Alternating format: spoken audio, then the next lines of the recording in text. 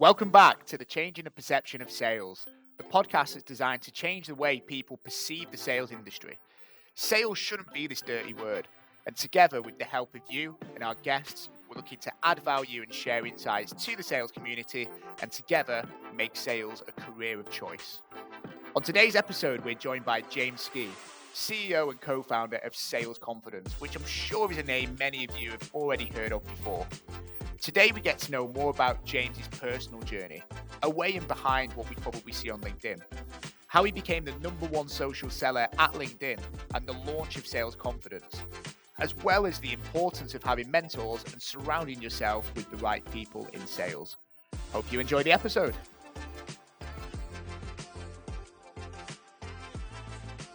Welcome to the Changing the Perception of Sales podcast, the first episode of the new series, and I'm absolutely delighted to say we are joined by James Ski from Sales Confidence. James, massive thank you for joining us today. Thanks very much. I've seen this series evolve over a period of time. You've interviewed a number of our Sales Confidence speakers that have presented on our stages. So it's good to come full loop and get involved. Thanks for having me. Absolute pleasure, James. And to kick things off then, just for all of the listeners, I'm sure if people work in sales or software or tech, they are probably already very familiar with the names James Ski and Sales Confidence. But if you wouldn't mind, just for those that maybe haven't, just a short introduction into who you are and what it is that you do. Sure. So I'm James Ski, as we've said. I'm the CEO and founder of Sales Confidence. We're building the world's most valuable B2B sales community. So in essence, we have an exclusive learning and development membership platform where we help salespeople, sales leaders at each stage of their career with their mindset, well-being, and performance. So for teams, we drive sales productivity, and the history for what we built, the reputation, the brand over the last 6 years has been kind of TED Talk style events where we bring SDRs, sales leaders up onto our stages, generally in London where there's networking, drinks, and that's how we've evolved over the last few years. I've got about 15 years experience in the software industry. I started my career for a B2B SaaS company called Huddle, which was a competitor in its early days to the likes of Dropbox and Box. And then I've worked and built sales teams in various SaaS startups. And then I guess the peak of my career in employment was working for LinkedIn. While I was at LinkedIn, I had a very good run. I was responsible for LinkedIn's largest customers in Europe. And also at one point, I was the #1 social seller on LinkedIn at LinkedIn globally. So I was the top global social seller in the world. And I'm still pretty chuffed with that, to be honest, but here I am. So you should be chuffed. And social selling, LinkedIn, that's certainly leading by example and something we'll come on to later, actually, because I think that's a big area and a big platform that many sales professionals can improve on. Coming back to the beginning then, you talked about the start of your sales journey, which, look, we're all familiar with Sales Confidence. So I'm genuinely looking forward to getting to understand a bit more about your personal journey, James. But just tell us a bit more about the beginning of your sales industry and how and why you went into sales in the very first instance. So I've shared this story often. In essence, I used to fancy a girl at school whose dad was very successful. He had lots of business books. One of those books was Rich Dad, Poor Dad, where it talked about creating wealth and becoming an investor. And in that book, it highlighted that most successful business owners are excellent salespeople. So I kind of discovered sales as a career. People often suggested it to me. I didn't kind of fall into sales. It was always something that I was pursuing. And that set me on a kind of trajectory to discover a SaaS sales role eventually. But in the early days of my career, I've sold everything from nightclub tickets to door-to-door milk delivery services to telecoms, phone systems, recruitment. I've had a full variety of sales experiences. But ultimately, the reason why I ended up in tech, though, I went to Oxford Brookes, which is down the road from the bigger uni called Oxford, obviously. And I used to go to the business school, Said Business School. And one year, there was this particular talk from Biz Stone. Biz Stone's the co-founder of Twitter, which is now X. And he basically talked about the speed of technology, how fast Twitter was growing, hundreds of thousands of new users a day. And I just saw this amazing world of technology that I thought, oh, I need to eventually get into tech. So eventually I navigated my way through and, landed a kind of a SaaS sales role eventually, but it took me a while to get there. Brilliant. Thanks for sharing a bit about the journey, and definitely a variety of experience there. And for those that haven't read Rich Dad, Poor Dad, would definitely recommend that they do so. Listening to this, just incredibly thought provoking, and maybe changes the way you think about, well, money and the way that things work. Before going into sales, then I know you said it started maybe even in nightclub tickets at the beginning, and then door to door doing milk deliveries. It might be different for you given your exposure to Rich Dad, Poor Dad, but what was your perception of the sales industry like before you actually got into it? So, I'd met all sorts of variety of salespeople, retail salespeople, mobile phone salespeople, insurance salespeople, car salespeople, and estate agents, they're salespeople. I think it was mixed overall. I don't think there has been a great perception. I don't think it's necessarily perceived as a profession. Everyone, unfortunately, has been burnt at some point by a salesperson. So that gives it a bit of a bad taste. It's a bit of a dirty word. I obviously don't agree with that. But yeah, the perception early on was probably not so positive, but I just knew as a key skill, it was fundamental to the career that I wanted to have, which was always to become a business owner, entrepreneur. And, it's been the backbone of what I've been able to achieve in my career. It's fundamental. In fact, I've written a book that's going to be released this year called How to Build Sales Confidence. And I took a lot of time to consider why it's so important to understand sales. And I know the good work that you guys do to challenge that perception. I think a lot of people at school and university still don't see it as a valuable career choice, and they are missing out because it's a phenomenal career. Couldn't agree more as well, and keen to come on to the book a little bit later as well, because I noticed that on your LinkedIn recently. But yeah, I agree, still schools, universities, it's creeping in there now. There are lectures and seminars and workshops taking place, but nowhere near to the level that it needs to yet to completely change that perception of the industry. Going back to the beginning then, James, those many years ago, what was your first memory of a sale that you made, and what was the feeling like when you made that first sale? So I think in terms of like a job, it would probably be doing door to door sales, persuading people to get their milk delivered. It was commission only. We used to get dropped off in a London suburb, 3 o'clock in the afternoon, usually during the summer. And you're required to knock on a door, and basically out of 100 doors you knock on a day, you'd maybe make 6 or 7 sales. So it's quite nerve-wracking to begin with, but exhilarating when someone turns around and says, yes, I will get my milk delivered, James. So like that for me, the reason why it's exhilarating is because there's so much there's so much rejection that you've got to go through. And that once you get that yes, it's an endorphin high, right? And it's a roller coaster. So yeah, my before I sat in an office, that was probably the most interesting experience that I had kind of around my first sale. Exhilarating. I love that word. Do you miss door to door sales at all? I don't think I miss it, but I it gave me foundation for what's allowed me to be successful in my career, because I celebrate the small wins. I stay in the game.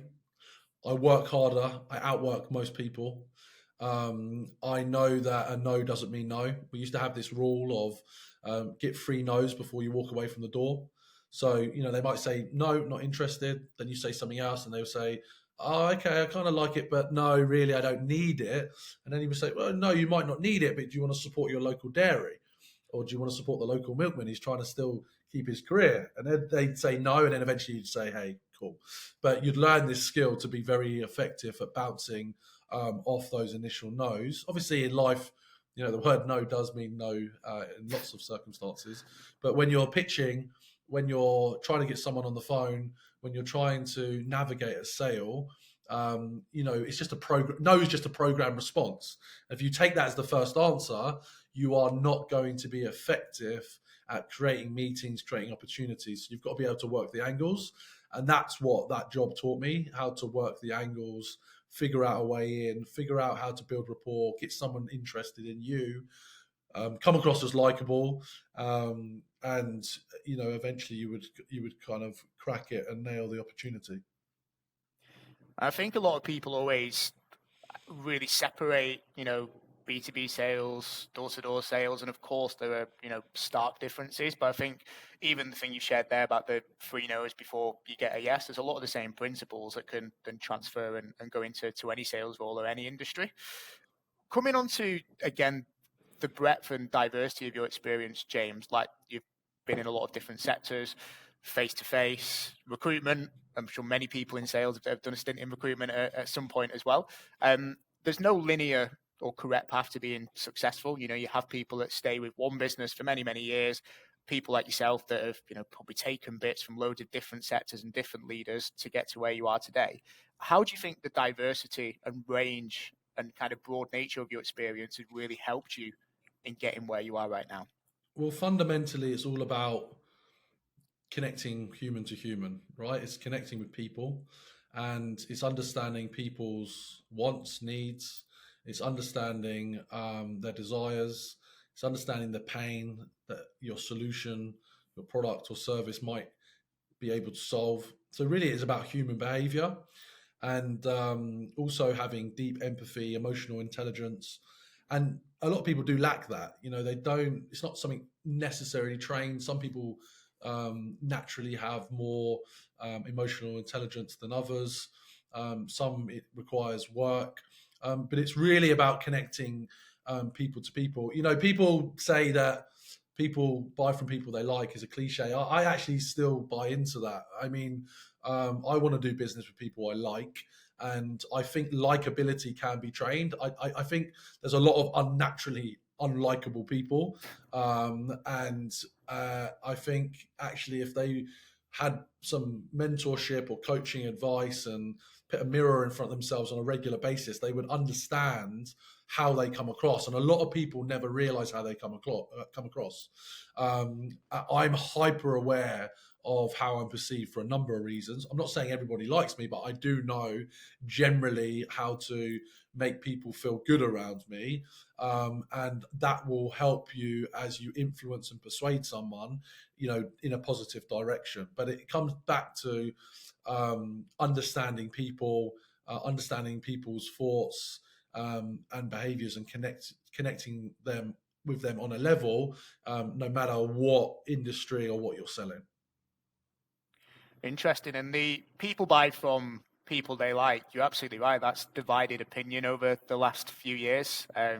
It's not the only reason people buy, but I certainly don't think it's a bad thing, and certainly helps your case when working in sales. And that was really interesting then, what you mentioned about training likability. It's probably not really something I've thought about before. I mean, how can you train someone to become likable? Well, look, there's a couple of key things that you can do, right? The first is to smile. Like, people don't smile enough, right? And instantly, what happened when I smiled? You I smiled. couldn't help but smile. Couldn't help it. That's right. So, there are things you can do. Smiling is one. Your tonality is another. How you infuse your voice, how you put energy into your voice, how you highlight certain words in a sentence, can stimulate someone more. How you animate yourself, right? How you actually express yourself with your hands, with your body, your warmth. Does someone draw you into them so you feel the same way that you feel when you get a hug from your nan, right? Like what they're super calm, they're super warm, they're super like loving, and they're expressing themselves in a way with enthusiasm. Like all these things I've just described to you help you become more likable and perceived as likable, to draw you in, to draw someone into you, rather than being stiff, monotone, lacking enthusiasm, no interest in explaining what you do. You can just see the difference in my face, right? Mm. So these are absolutely things that you can work on and develop, but most people will never get told that. So you just might not have a lot of people like you, but you don't know why. And so, like, these are, I mean, you kind of got to do a 360 review, and you've got to go and ask your friends and ask your family. If I was listening to this and someone said, "Oh, I don't know if I'm likable or not," I would ask friends, ask colleagues, ask family members, and just say, "Listen, I'm going through a process where I'm trying to improve myself, and I just want to know, do you think I'm a likable person?" I bet you'd get some interesting responses, and you'd start getting called out, and then you'd start going, "Oh, I didn't realize I came across like that." But of course, we just never ask these questions. We just go through life, most of us just drifting. So yeah, there's a few things you can do. The other thing is ask questions. And people like to be asked questions. It's very common in a networking event. You go out and someone asks you one question and you spend the next 5 minutes just telling them everything about you, and they don't get to respond, right? It's a two-way thing, but asking questions and drawing something out of someone is going to leave them feeling better than if you just spoke at them. So those are a few tactics that you could definitely do. And over time, you would just find it more natural, and you'll be considered easier to do business with if you kind of followed that. So yeah, I never hear people talk about this, but like I'm convinced it can all be trained. No, really interesting, very actionable advice there. Particularly, I would love a workplace and a world where people are smiling more. Anyway, so I'm definitely a big advocate of that. And you're right, it's likability is something that gets talked about quite a lot, but never really something with regard to actually being trained or something you can improve on. So I think that was a really interesting insight there. Moving on then from the beginning of your journey, James, and going into life at LinkedIn, and specifically, were you one of the top performers there when it comes to social selling specifically? I think in a recent TikTok you might have mentioned that a lot of people suck on LinkedIn. I think was the word used. So what can people do, salespeople specifically, to really improve their LinkedIn game from your experience? Yeah, great question. LinkedIn. When I joined LinkedIn, there was something like less than half half a billion users, now over a billion people in the world. Your target market, your ICP, your ideal customer profile, the person you need to sell to, is 100% linked on LinkedIn. Now, their activity levels may be different. That's one thing or the other, but you've got to show up every day on LinkedIn. I think these days there's a connection limit of 100 net new connections a week. You might know better. But you need to be using all those 100 connections and mapping out your industry and your market. When you're targeting one person in a company, you've got to give them a personalized LinkedIn connection message. You've got to follow up with someone else they're connected with in the company. You've got to map out that company by, connecting with multiple people that relates to that, what I'd call buying committee. But if you don't have a professional photo, so what I laugh at, and I still see it now, you see the photo of someone from their wedding and they've got their wife cut out, or them skiing, or them still in their student gown. Like, that is not a professional pic. It needs to be a professional headshot, and you should look the part that relates to kind of your industry. And there are variations, but you need to put your best self in that profile. It is important.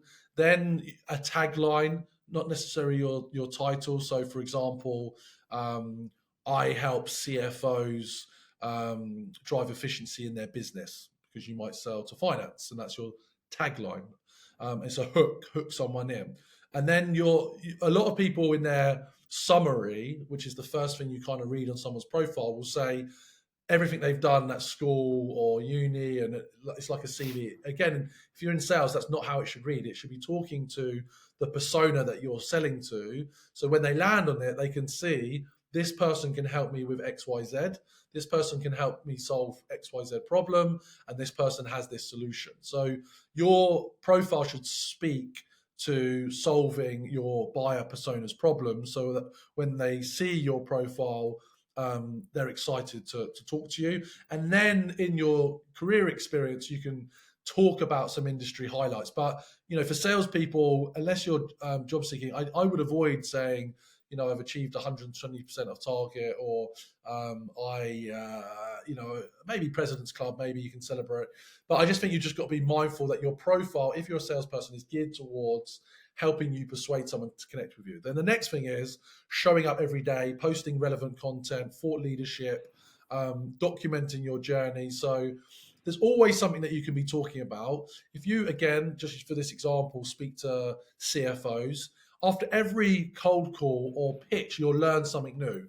You'll learn a challenge, you'll learn a pain. Just go and write about that on LinkedIn, so people in your industry can see that you're educated. Don't over-engineer it. Don't, if you're starting out in your sales career, pretend that you know something you don't. But do document kind of that journey along the way. And then the other thing is, for everyone you're connecting with or trying to follow, you should be commenting on their posts, their articles, and you should be connecting other people together. So, it is about activity, it is about showing up, it's about following relevant thought leaders, publications, companies in your area, so that you can kind of get ahead.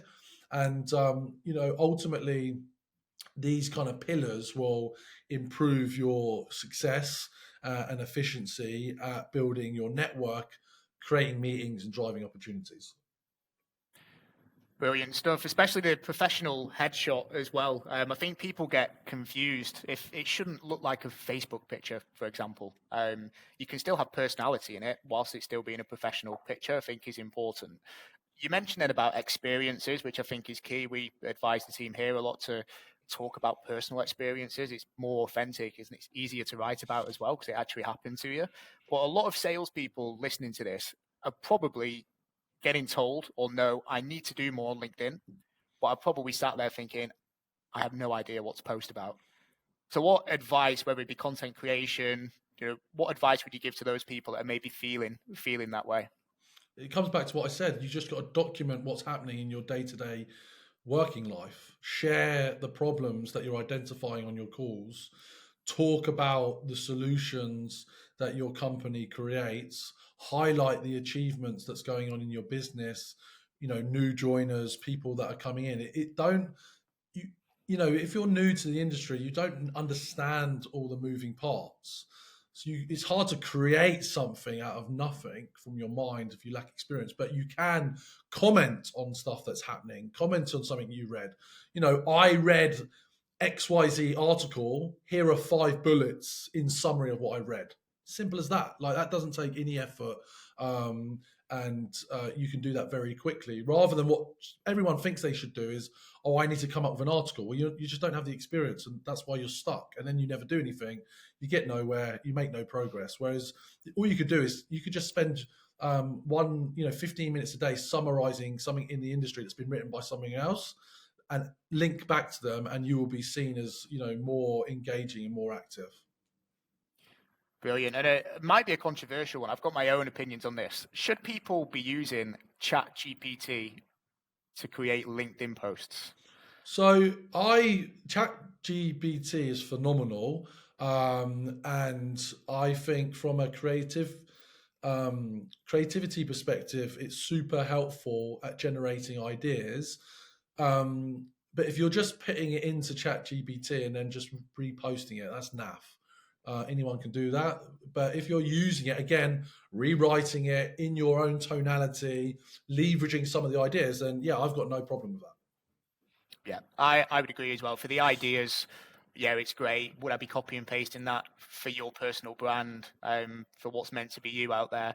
It's pretty easy to identify when something's not been written by that person. So yeah, I would agree for the ideas, but certainly look to repurpose for sure. Whilst we're on the topic of LinkedIn and whilst you worked there, James, a little thing called sales confidence was born. So do you want to tell us a little bit, first of all, around what was the motivation behind starting something like sales confidence when, by all accounts, you probably still had a very demanding, important job to do at LinkedIn? So, I identified an opportunity, and I spent I spent a long time trying to identify companies and opportunities, markets that I wanted to work in, and I realized that a few things were important to me. Being a salesperson and being in business was always going to be important. The software industry or SaaS industry is continuing to explode, and there's absolutely no way that's going to slow down or stop. And also, I care about mindset and growth mindset and mental health, as we're talking about. So I had these kind of Venn diagrams, and when they all came together, I had hundreds of name variations, but eventually sales confidence is what was created. And at the time, being as successful as I was at LinkedIn and using Sales Navigator, I identified that there was a lot of new sales technologies coming into the marketplace from the US, but there was no place in the UK that you could learn about this sales tech. And then I spoke to a VC friend of mine. I actually originally wanted to build a SaaS business. I've actually got some news coming out shortly regarding SaaS, but I didn't have the skills or experience back then to do that. Couldn't find someone to help me build what I wanted to build. So it started with events, and I ran my first event while I was still at LinkedIn. And, I ran it as a side hustle until eventually, and it was very successful. 100 leaders turned up to my very first event, had a great time, a great experience, and it was very, very positive. And that gave me the confidence, ironically, to eventually quit. I mean, I had a quite chunky final paycheck, that bought me some time, which helped. And I guess what I would say to anyone these days is, you can do so much on the side before you quit your full-time job and go into business. Get some cash behind you. If you don't come from a wealthy family, which is most people, and I don't, you need some soft landing. You need some savings to give you maybe 3-6 months of runway, and then do your thing on the side, prove it, validate it, and then eventually you can make the decision to go full-time. Very good advice for anyone that's got a side hustle or maybe looking to do something similar. Sales confidence will come on to in a little while. It wasn't always called sales confidence, though, was it? Yeah, so there was this business has been, but the origin of sales confidence came from a different business, which I tried to start in 2014 after my first SaaS company, Huddle, and that was actually called Outbound Sales Limited, and it was supposed to be an outbound consultancy helping people build outbound sales teams, SDR teams. I had a contract with and now a very successful SaaS company called Ometria. But I didn't really know how to run a business. I was kind of had one foot in that business, one foot out trying to do other things. So yeah, I think that was 2014, and it didn't play out, didn't work out, so I ended up shutting it down. But that led me to LinkedIn. So actually, that's a good example of I quit my job, but didn't play out how I expected. So I ended up, joining LinkedIn. And I think that's really, I'm not sure. I mean, I didn't know that. And I think a lot of people probably don't know that. But I think that's the reality of setting up your own business. Everyone sees all the success and the great stuff on LinkedIn. And the reality is there's so much more that goes on behind the scenes. What were the key lessons then you learned from back in 2014 where things didn't really play out that have helped you in more recent years? Not to be too attached to anything. At the end of the day, and I learned this because during COVID, I had to go and get a job because sales confidence was an events business, and obviously events couldn't be run. So don't be too attached to anything. Don't be too attached to any business.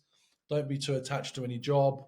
Don't be attached to too many people. These are kind of Buddhist principles, but at the end of the day, people come and go, jobs come and go, businesses come and go. You need your family, that should stick around through thick and thin. You need a few friends, and that's it. So yeah, don't be too attached if you're not achieving your goals, not getting the outcomes that you want, because eventually you'll have some great successes, but you'll have many more failures. So believe me, it's painful running a business, and therefore I try not to be attached. And back then I was very emotionally attached to it. It was very upsetting, but yeah, I'm not like that these days. Yeah. Well, you've only got to experience these things to be able to learn from the experiences, I guess. And what I want to come on to now then is more about your personal experiences. James, you've been quite candid and open in recent times around maybe some of the struggles that you've had with what you've been through and just mental health in general. So, I mean, if you don't mind just sharing a little bit for the listeners about your experiences, I think there's a lot of people that may resonate or be able to learn through the things that you've been through. Yeah, sure. So yeah, this is something that I'm comfortable talking about these days. I'm diagnosed with bipolar disorder, which is a mood disorder. So I experience hyper highs, low lows, and I was diagnosed when I was 20. Had to drop out of university for a year. Spent my first stint in a mental health hospital when I was 20. I've been in over 7 different mental health hospitals. Spent over 200 nights over a decade in different mental health hospitals, and I've had some scary, enlightening, adventurous experiences. If most people, fortunately, will never have to experience what I've experienced. And I guess what I've learned and why I'm comfortable. I'm very comfortable in my own skin now. In my early 20s, I was very afraid to mention that I was bipolar to anyone.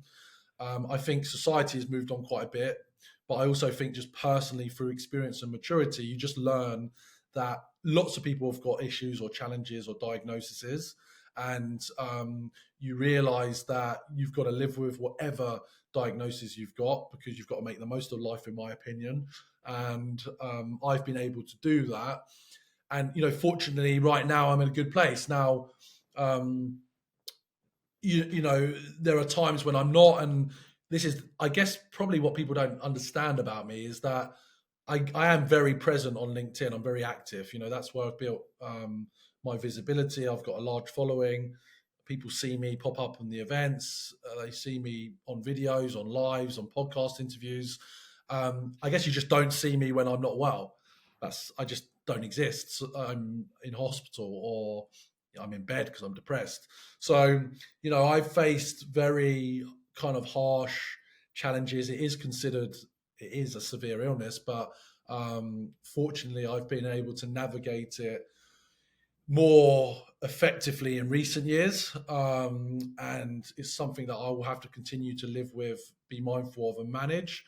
But I'm also grateful for the person that it's made me, because it's given me unique insight into human behavior, humanity, having empathy for people. I think that's actually something I'd probably like to put out there is that sales confidence and me, the character James Ski, has a perception of certain characteristics. I'm a big guy. I'm 6'4". I can be very gregarious, arrogant. Maybe people might say it's just not the case. The reality is, I'm a very humble guy. I'm very sound. I'm very easygoing, and like everyone else, I've got a imposter syndrome. I experience anxiety, but I have evolved and developed and tried to train myself to be an effective communicator, an effective presenter, an effective salesperson, and that's all come from time. I didn't naturally, have the ability to get on stage in front of 200 or 500 people and deliver a speech or a talk. That came from practice, and that comes back to the point we were talking about earlier. Um, that you can train likability, you can train managing and living with a diagnosis like bipolar. So yeah, that's a bit of insight. Thanks for sharing, Jane. Very raw and authentic account there as well. But I think it's really important to touch on. Bipolar mood disorder is one of many, but there'll be people in sales struggling, whether that be mentally or with other diagnoses they have. What are maybe some of the things that you have done or implemented, whether that be certain mechanisms that have really worked for you and help you manage things that you think other people could maybe benefit from hearing about? Yeah, so you need to build a well-being team around you, as I call it. So I have a psychologist, a psychiatrist, a personal coach. I have advisors, mentors. I have close friends, family that understand it. That's a group of people that understand my challenge with my diagnosis and can make me aware if they're noticing changes in my behavior or things are not going as well as I'd like them to be. Some of them talk to each other, some of them work together, some of them give me input and feedback. So these are really, really important. And everyone should be invested in their well-being. The obvious ones like gym, healthy diet, fantastic sleep, they're really important. And also just being conscious of uh, your kind of what's the word uh, state of mind, state of being, level of stress that you're experiencing. It's not worth it. It's just not worth it. I don't you just don't need the stress in your life. If you're listening and you're really feeling under pressure and it's pushing you to the brink of a potential burnout or collapse or even a diagnosis, or your anxiety is crippling you, or there's other stuff going on. One, you need help immediately, and two, you just can't let it run. You shouldn't live like that. People shouldn't live like that in that state of mind. I've done it.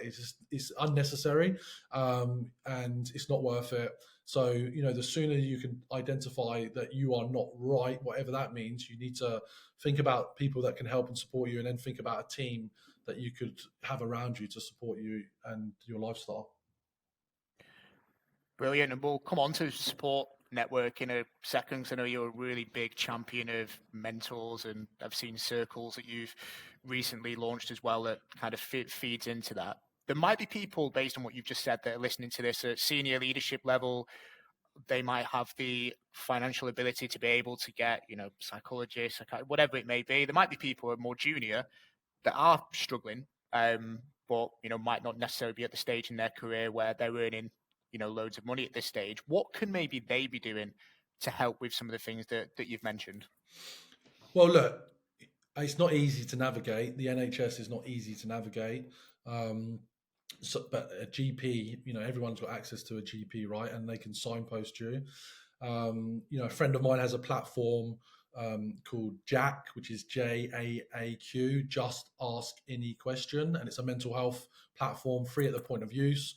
You can go on there, watch videos in the format of like the kind of TikTok, YouTube style videos, but you can ask any question about what might be going on and you get an answer.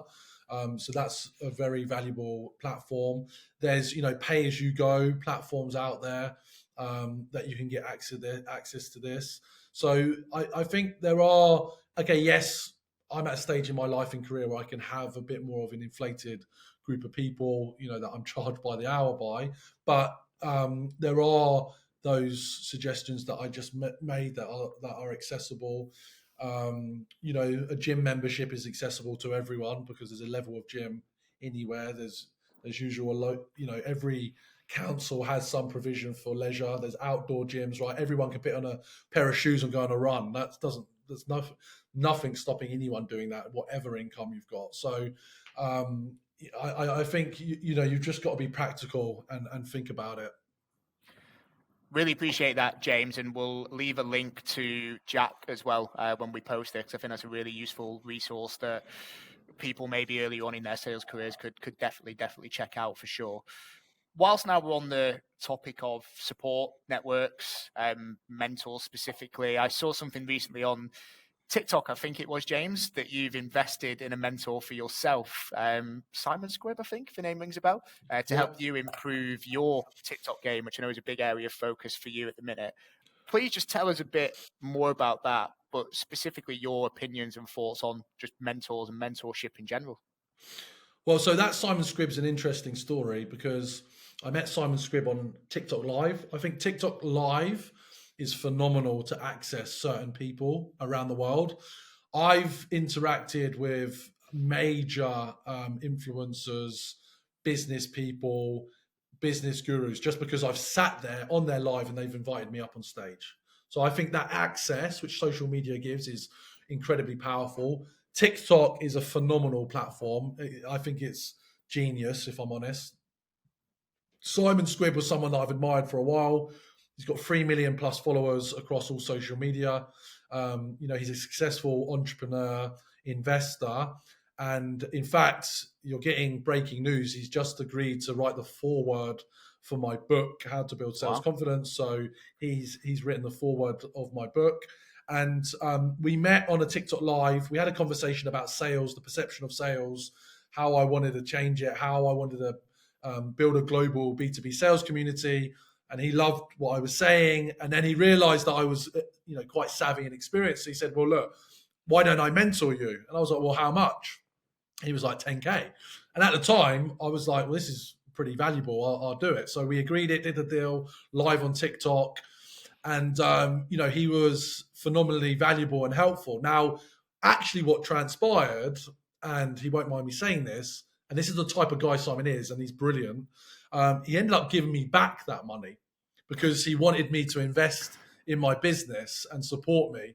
And he felt that was better spent. No one does that in this day and age. Incredible. So like super, like kind, and it's the type of person he is, and he wants to help people create their dreams. And so, TikTok for me, short form video, long form video is where it's at right now. I love it. And I think, everyone should get comfortable in front of the camera. It's a skill, again, that can be learned and is very important. Brilliant. I love that. And that's worked out quite well as well to get the money back to invest into the business for sure. Mentors in general, James, then, why should people in business, people in sales, why should they consider having a mentor, do you think? Well, it's critical because everything you want to achieve in life has been done by 1 or 1,000 other people. Unless you're putting a man on Mars, and even that, there's competitors in that space to do that. Someone's done this before. So a mentor can guide you, support you, advise you, inspire you to get there. And it's something that I encourage everyone to identify. Typically, you want someone's maybe 2 to 3 years ahead of you, not 10, 20. And they can support you in understanding how to navigate the next step in your career. At Sales Confidence with our membership, we're all about taking people to the next level, whatever that next level is. That's what we want to help people achieve. And so that's really, really, really important. Yeah, brilliant. We're coming to the conclusion, James. A few more questions I'm definitely keen to touch on. You are exposed to some very, very impressive people in the industry through your events, all of the material and content that you produce. You must have met thousands, tens of thousands of people in the industry, maybe even more. What are the common traits that are apparent in the most successful salespeople? So, likability is one, Which can be trained. which can be trained. Curiosity. They're just inherently curious, want to learn more, want to ask questions, want to understand a market, want to understand a person, want to understand a buyer. Curiosity, absolutely. Grit and determination. Highly driven people that are motivated to achieve and overachieve their goals. Also, I would say resilience, ability to kind of pick themselves up when they've been knocked down and go again. And I would say finally, self belief. They believe they can achieve. The leaders that I fortunately over the last 7 years, we've identified every year the top 50 sales leaders in the UK, for example. I know many you've spoken to, and when you look at what they bring to the table, these are very professional, serious operators that are fantastic at kind of backing themselves. And they, despite in a dialogue that might say differently, despite imposter syndrome, despite anxieties, questions, doubts, they still back themselves. They still believe that they can achieve and go and do it and make it happen. And that's what they do. Love that. I love belief as well, because it's very similar to confidence, but I think there is a difference between the two for sure. I know you've even mentioned, a book on this podcast already, Rich Dad, Poor Dad. And what book would you recommend for any salesperson listening to this, or just anyone in general, that they have to read? I guess, what is it? 7 Habits of Highly Effective People. I can't remember who wrote that book. Let me have a look. So that book is basically, Stephen Covey. That's it. Will just give you the insights and the different attributes that you need to be an effective and influential person. So that's kind of my top read for people. Yeah. Penultimate question. I'm pinching this, James, from podcast you did a few years ago, actually. What's most exciting you at the moment? Oh, there's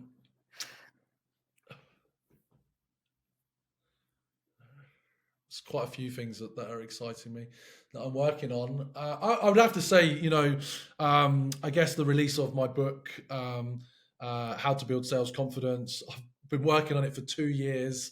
It's finished. I have the finished manuscript. I have the foreword I mentioned. I have a design. I have a cover. I just need to get that book in my hands, and I'm probably, I don't know, 4 weeks, 8 weeks. The company I'm working with has told me away from it. So when that comes and is in my hand, I think that will be a huge milestone. And then, I just want to get it to in the hands of as many people around the world as possible. So excited about the release of my book, How to Build Sales Confidence. Very exciting, and cannot wait for the release and seeing it very soon. And lastly, James, kind of in with the title and the reason we even do this podcast in the first place, what do we need to do to change the perception of sales and make it a career of choice? Share more stories like what you're doing. It just needs, to bring and highlight professional salespeople at all shapes and sizes, all diversities, all colors, women, men, everyone needs to be telling stories about how they impact industries, businesses by being an effective salesperson. At the end of the day, business is driven by sales and revenue. You can't hire people, you can't build economies unless sales are taking place. It's the core backbone of any economy, relationships and sales. So I think just keep doing what you're doing and share more stories, and we'll get there. Brilliant. James, thank you very much for joining us on the podcast. Really appreciate it. Thanks for having me. Great questions. Really enjoyed it.